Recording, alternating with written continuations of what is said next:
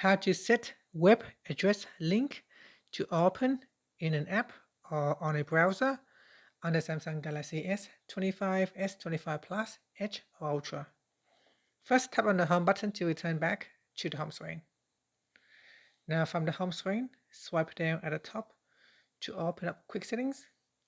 Then tap on the settings icon. After that, we then scroll down and then tap on apps. From here, tap on choose default apps. Then we scroll down to the bottom and tap on opening links. After that, go down the list and select an app that you would like to change, for example, YouTube. So at the moment, when you go to a certain web address, it will automatically open up the YouTube app instead of allowing you to open up YouTube from a browser app. So you can choose to turn it off or switch it on.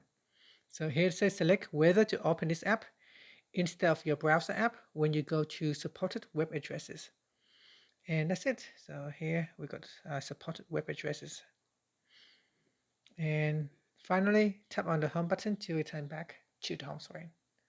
Thank you for watching this video. If you find it helpful, please like and subscribe to my channel for more videos.